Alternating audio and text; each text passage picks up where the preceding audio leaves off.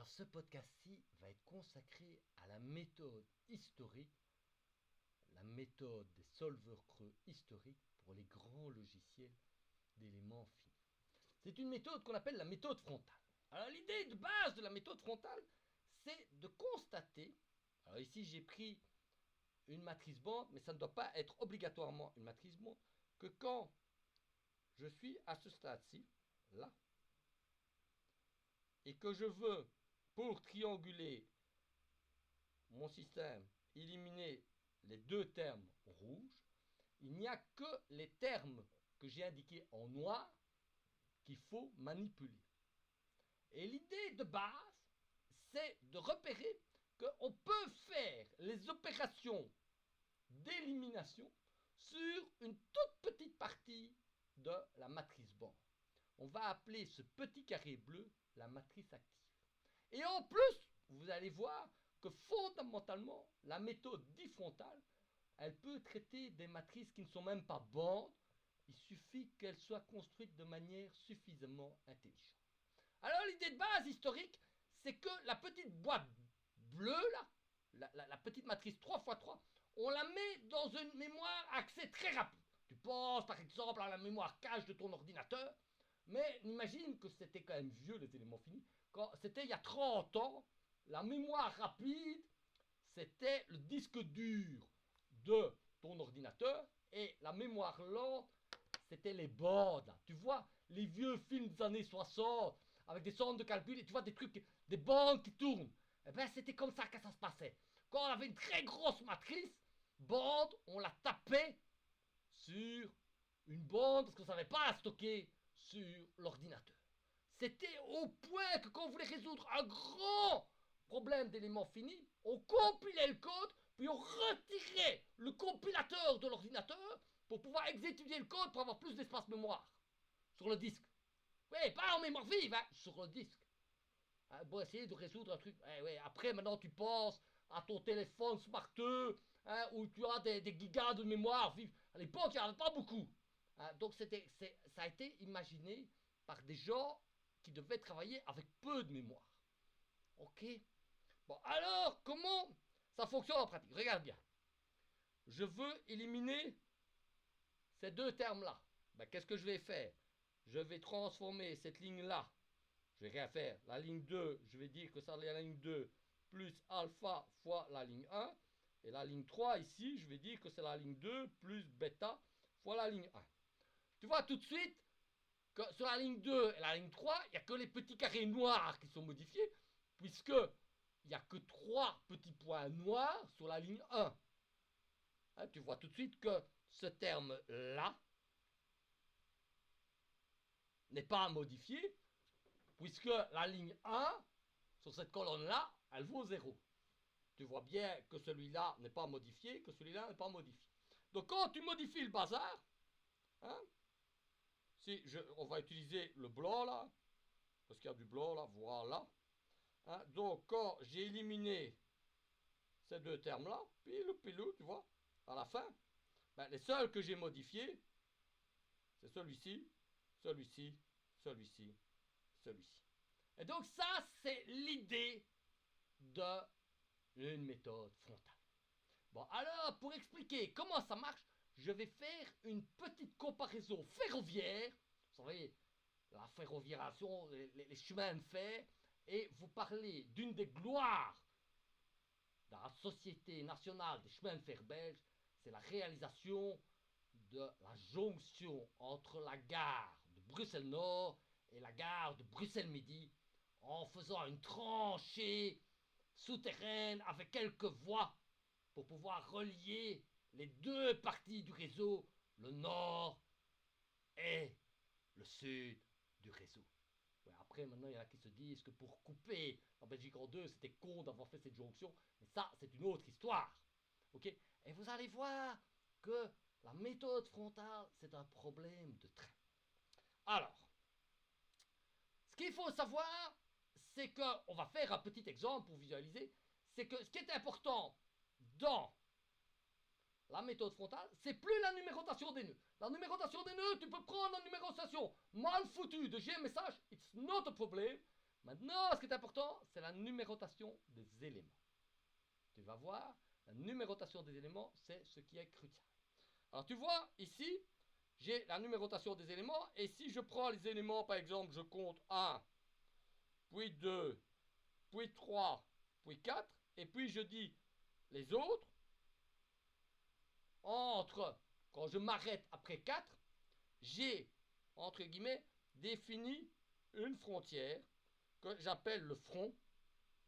Et pour que la méthode soit efficace, le front doit avoir le moins d'inconnus possible à tout instant du processus. Alors tu vois tout de suite que quand tu as un maillage rectangulaire, il vaut mieux numéroter les éléments en passant par la largeur et pas les numéroter n'importe comment. Donc ici tu les numérotes, tu vois 1, 2, 3, 4, ça c'est une bonne numérotation pour la méthode frontale. Ok? T'as compris ça? Bon. Alors, maintenant qu'on a ça, tu te souviens qu'on doit assembler la matrice de rigidité. Or, l'assemblage, c'est un processus séquentiel. Je prends l'élément 1, j'assemble la matrice locale de l'élément 1, puis je prends l'élément 2, j'assemble la matrice locale de l'élément 2, puis je prends l'élément 3, j'assemble la matrice locale de l'élément 3, puis je prends l'élément 4, et puis j'assemble l'élément 3. Et donc, l'idée de base que je vais vous faire, c'est que fondamentalement, chaque élément, c'est une heure. L'élément 1,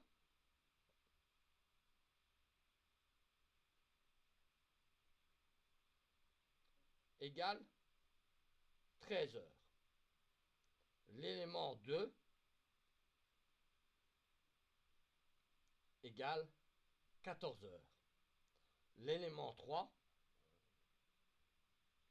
égale 15 heures. L'élément 4 égale 16 heures. L'élément 5 égale 17 heures. L'élément 6 égale 18 heures.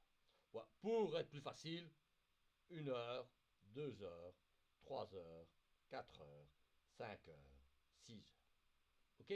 Donc, nous avons à gérer un problème de train. Et on va voir ce qui se passe à 1 heure, à 2 heures, à 3 heures, à 4 heures, à 5 heures et à 6 heures. Donc les éléments, ce sont des heures. Oui, mais alors vous dites, oui, mais et les trains? Ben, les trains,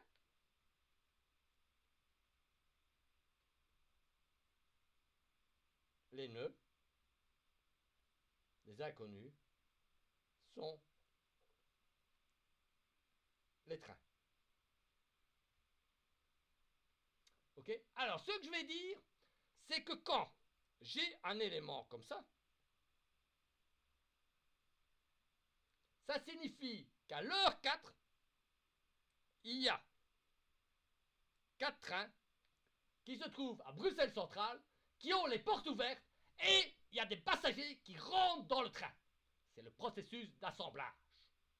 Quand il est 4 heures, nous avons le train numéro 10 qui vient de Torhout, le train numéro 11 qui vient d'Antwerpen, Anvers, le train numéro 6 qui vient de Zaventem avec surtaxe diabolo. Ah, ça c'est un truc diabolique qu'on vous fait payer 3 fois le prix alors que c'est encore plus lent qu'avant. Et le train numéro 7, celui-là, il va à Charleroi. Et vous savez quoi? Il est en retard. Ok, you are for it. Donc l'idée de base, c'est le tableau d'appartenance contient cette information-là. Ok? Bon. Alors la question, c'est, on voudrait savoir quand est-ce qu'un train peut partir et quand est-ce qu'un train arrive. Alors pour faire ça, on va prendre tous les trains, hein, on va les mettre en rouge, là, tous les trains.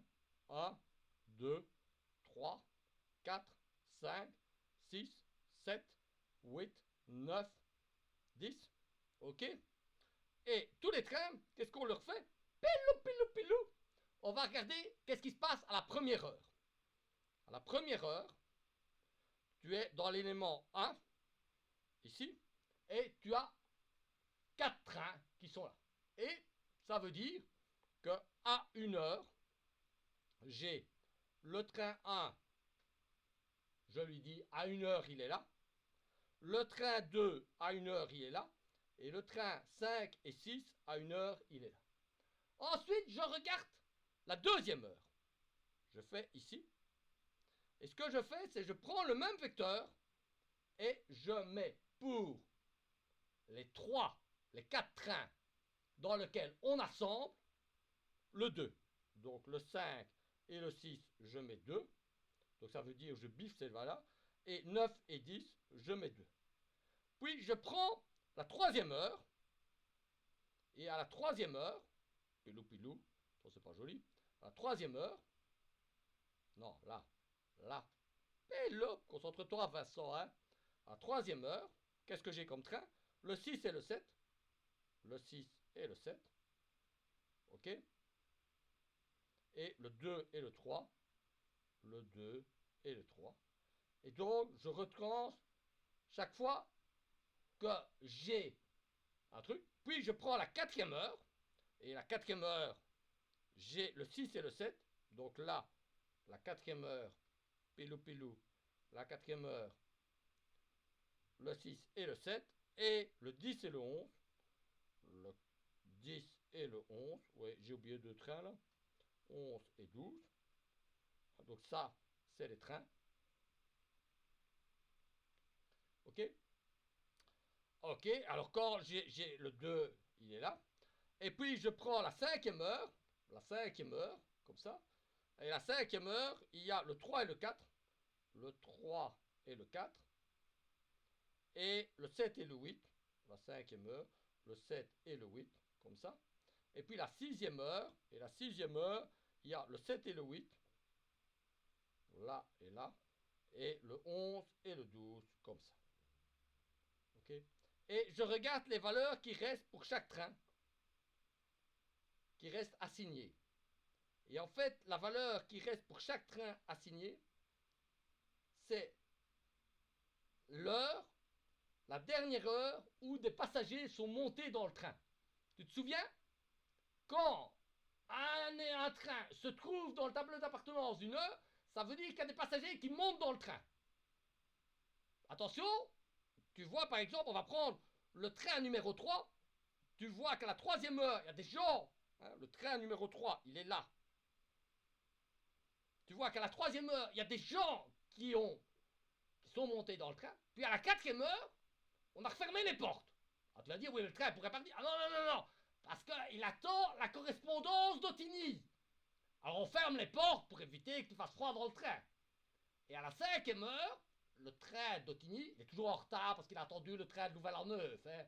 C'est comme ça. Donc le train d'Otigny qui est Otigny arrive, et à ce moment-là, on rouvre les portes, et les derniers passagers qui viennent d'Otigny et qui vont prendre le train pour aller, je sais pas, à Tournai par exemple, hein, ils partent. Ok? Donc tu vois, le train numéro 3, qui est ici, à la troisième heure, il a reçu des passagers, et à la cinquième heure, il a reçu les derniers passagers, et alors une fois que il n'y a plus rien qui a été mis dedans, on sait qu'il peut partir. Et donc cette procédure simple permet d'identifier facilement à quelle heure un train peut quitter la jonction. Il n'y aura plus personne qui doit monter dedans. Donc tu viens à Bruxelles Centrale et tu voudrais savoir à quel moment un train peut partir. Et donc tu vois que le tableau d'appartenance des éléments, ça te dit tous les moments où il y a des gens qui vont monter dans le train. Ah, c'est compliqué comme ça. Et dès que tu sais que tous les gens sont montés dans le train, ben à ce moment-là, le train quitte la jonction. Et qu'est-ce qu'il fait? Il y a une voie qui est libre pour un autre train. Ok? Donc, on a maintenant identifié l'heure ou l'élément où le train est passé.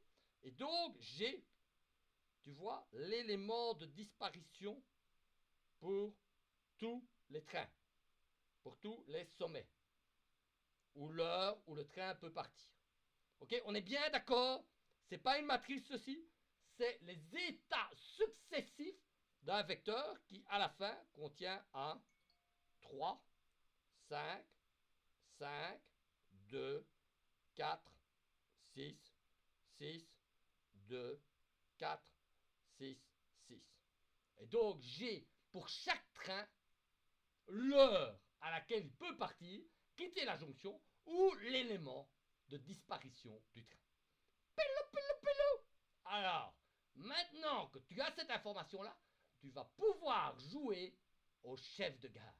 tu vas avoir des trains qui arrivent, tu es dans la gare de contrôle, tu vas dire dans quelle voie on met un train.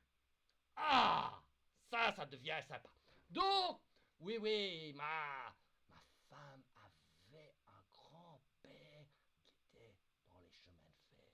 Donc, ce podcast lui est dédié. Bon, alors, loubilou, ouais, une grande gare, pilou. Alors, youbidou, tu as donc des voies de chemin de fer. Ça, c'est la voie 1. Ça, c'est la voie 2. Ça, c'est la voie 3. Ça, c'est la voie 4. Ça, c'est la voie 5. Il y a 5 quais. Et tu vas voir qu'avec 5 quais, on va réussir à faire passer 12 trains et tout va se passer comme demain. Il est 1 heure. Il est 1 heure. Le chef de gare, il est dans, tu sais, la petite tour là au milieu de tous les aiguillages. On lui dit 4 trains arrivent. Il dit pas de problème. Quel train? Le train numéro 1 qui vient de Tornoy. Le train numéro 1 Best Clanton. Et oh, le train numéro 1. Le train numéro 2 de Zaventem. Le train numéro 6 d'Arlon. Le train numéro 5 de Eupen. Ils sont tous à l'heure. Ok? Alors, le chef de gare regarde dans sa table de quel train peut partir et il observe qu'à 1 heure, le train numéro 1 peut partir. Et donc, il met le signal à vert et le train numéro 1 se met en mouvement. Les trains numéro 2, 6 et 5, il y a encore des passagers qui doivent montrer. Tu te souviens, les correspondances. L'heure 2 arrive. À l'heure 2 arrive, on sait, hein, donc ça, c'est l'heure 1. L'heure 2, ici, on est là. À l'heure 2, on a 4 trains où il y a des embarquements. Le 5, il est là. On continue d'embarquer. Oui, c'est un train qui va envers. C'est l'avateur, ça rentre à mort. Hein. Et ça pousse, ça se displute. Eh monsieur, moi je suis pas. Tu vois le machin, avec les mesures Covid et tout le bazar. Oh là, c'est compliqué. Le 6, c'est celui-là qui va à Charleroi. Oh là là, il se tape dessus. Il y a la mémé. Et puis, ouais, c'est catastrophique. Il y a le 10. Ah, ça, c'est un nouveau train. Le 10, c'est un nouveau train. Ah, tu dis, le 10, un nouveau train, il faut mettre une place. Il y a justement la voie 1, le quai, tu sais, qui est juste à la sortie de la gare. Hein, celui où il ne faut même pas descendre en dessous. Il est libre. On met le 10 là. Ok. Et le 9. Le 9, tu vas dire, est-ce qu'on va le mettre à la place du 2? Alors, là, 2. Il est à l'arrêt, il a fermé les portes, mais il attend la correspondance. Donc tu peux pas le libérer. Ok? Donc on va mettre le 9. On va le mettre sur la 5e voie. Ok? Bon, maintenant tu regardes quels sont les trains qui peuvent partir à la 2e heure. Et tu vois que les trains qui peuvent partir à la 2e heure, c'est le 5 et le 9. Donc ces deux-là, je les mets, ils peuvent partir. Ok? Le 2, il est toujours là, il n'est pas parti. Bon, arrive la 3e heure. La 3e heure, le chef de gare est là, hein, il est en train de manger sa tartine, faire ses mots croisés, il se dit, qu'est-ce qu'il y a? Ah, quels sont les trains dans lesquels on embarque? Ah, il y a le 2. Ah oui, le 2. Il attendait la correspondance d'Otigny, elle est là. Il y a le 3. Ah, le 3. Le 3, le 3. Le 3, c'est un nouveau. Il faut que je le mette quelque part. Où est-ce que je peux bien le mettre, le 3? Bah, où est-ce qu'il y a de la place? Où est-ce qu'il y a de la place? Ben, le 5, il est parti. Donc le 3, je peux le mettre ici. Ok? Alors il y a le 6. Bah, le 6. Bah, le 6, il est là. Il est toujours présent. Il attend. Hein? Tu notes que ça fait un certain temps qu'il attend. Mais ouais, celui-là, c'est le train qui va à la mer. À Dehaene, Ostende. C'est avec les frigo box et tout ça. Hein, ils viennent. Hein, et ils ont reçu des tickets gratuits, go vite et tout ça. Donc ça remplit. On a mis des wagons supplémentaires. Ils viennent avec le pique-nique. Les pelles, les petits seaux, tout le bazar, les enfants, les lanches, la totale, le bazar, tu vois le machin. Ok, bon, alors il y a le 7. Le 7, j'ai pas de place pour le 7. Bah, le 7, je suis obligé de le mettre. On va le mettre en dessous du 3 là, la 5e voie. Le 10, il a fermé ses portes, mais il est toujours là. Hein. Ok. Alors, qui a fini au 3? Ben, si tu regardes bien, au 3, il y a le 2. Le train d'Ostende, il peut partir. Donc, on a mis les bébés, les enfants, les machins, la grand-mère, tout le bazar dans le train d'Ostende. On ferme les portes, il est bourré à mort. Mesures Covid non respectées. Mais bon, ils seront vaccinés hein, pour la suite. Hein. On ne s'en fait pas. Et hop, ils sont partis vers, tu sais, hein, Gand, Saint-Pierre, Brugge, tout est quanti. Enfin, les gars qui sont en bon état, hein, pas celles de l'autre côté de la frontière. Hein. Ah, c'est idiot. Bon, alors, t'es à 4 heures. À 4 heures, on est là. Alors, à 4 heures, tu vois tout de suite qu'il y a le train 11. Le train 11. Le train 11, il n'est pas là. On va le mettre, mais justement, le 2 est parti. Donc, on va mettre le 11 là. On a le 10, il est là. Le 6 et le 7, ils sont là. Et alors, le 3, bah, le 3, il est fermé. Donc, il a fermé ses portes. Hein, ils font une grève syndicale. Alors, qui est-ce que on peut laisser partir en 4? Bah, le 6 et le 10. Donc, le 6, il peut partir. Donc, le 6, il peut partir. Et le 10, il peut partir. On arrive à l'instant critique de la 5e heure. Et à la 5e heure, qu'est-ce que tu vois? Ben, il y a le train numéro 3. Le train numéro 3. Où est-ce qu'il est le train numéro... Ah ouais, il est là. Le train numéro 3, il est là. Il y a le train numéro 4. Voilà, le train numéro 4, on va le mettre sur la première voie qui est libre. Il y a le train numéro 8. Le 8, bah, on va le mettre là parce que c'est libre. Et il y a le 7 qui est déjà là, on met là. Donc le 11, il a fermé ses portes. Okay. Alors qui est-ce qu'on peut faire partir à l'heure numéro 5? Ben, le 3 et le 4. Donc le 3 et le 4 peuvent partir. Ça c'est pas joli, hein. Concentre-toi un peu Vincent, hein, sinon on y arrivera. Le 4 et le 3 peuvent partir. Pilou, pilou, pilou, hein, tu vois le bazar? Et alors on peut arriver à l'heure 6, à la 6e heure. Et à la 6e heure, qu'est-ce que tu as? Tu as le train 7 et 8. Il est là. Tu as le train 11, il est là. Et tu as le train 12. Et le train 12, il est là.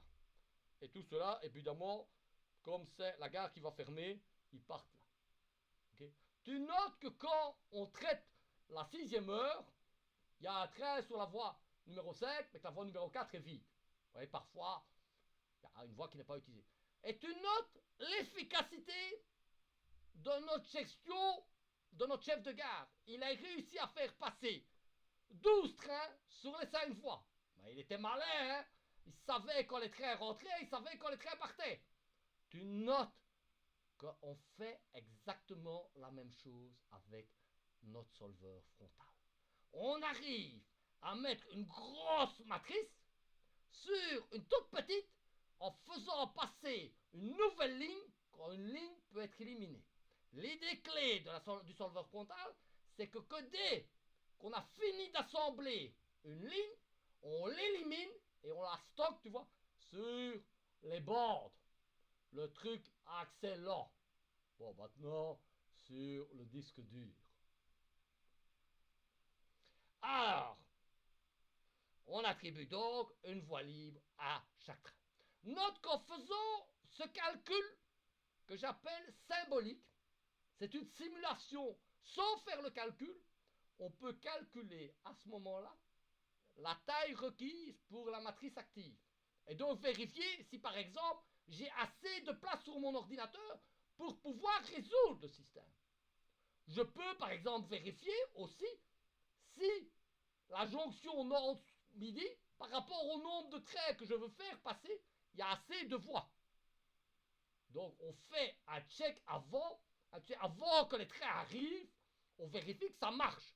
Hein, parce que les gens de la SNCB, ils sont cons, mais quand même pas complètement. Donc avant d'attribuer les trucs, ils ont fait la veille, ils ont vérifié, ils se sont dit tiens, ça marche. Après, il y a toujours le problème, c'est les retards, les greffes et tout le truc, il faut tout ça bordel. Mais ils vérifient quand même, hein.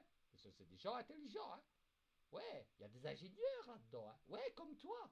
Il y a des ingénieurs mécaniciens qui travaillent à la SNCB. Si, à Frabel aussi. Ils font des trucs très bien d'ailleurs. Hein. D'ailleurs, ce podcast leur est un peu dédié. C'est vachement bien les travailleurs. Ok, donc on a ça. Et bien ça, c'est le principe de la méthode frontale.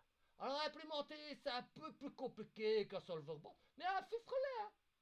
La preuve, c'est que moi j'ai réussi à le faire. Ok. Alors, qu'est-ce qu'on doit encore raconter aujourd'hui? Hein, c'est la question. On a expliqué les méthodes directes. Eh bien, il reste, hein, donc j'ai fait une factorisation, ce qu'on appelle une factorisation symbolique. Il reste, en fait, la deuxième classe des méthodes. Ce sera le sujet du dernier podcast. C'est les méthodes itératives. Restez à l'écoute pour le dernier podcast, une petite introduction, a sneak preview of the méthode itérative avant la saison 6 qui sera développée par le co-titulaire, le grand, l'immense, l'éternel professeur Remacle, dit le petit JF. Attention, reste à l'écoute pour l'épisode 5. Pilou, pilou, pilou. Bon, alors maintenant, tu dois arrêter ce truc. T'as raconté n'importe quoi, tu te racontes n'importe quoi, mais tu t'en fais pas. Ça les occupe, et puis de toute façon,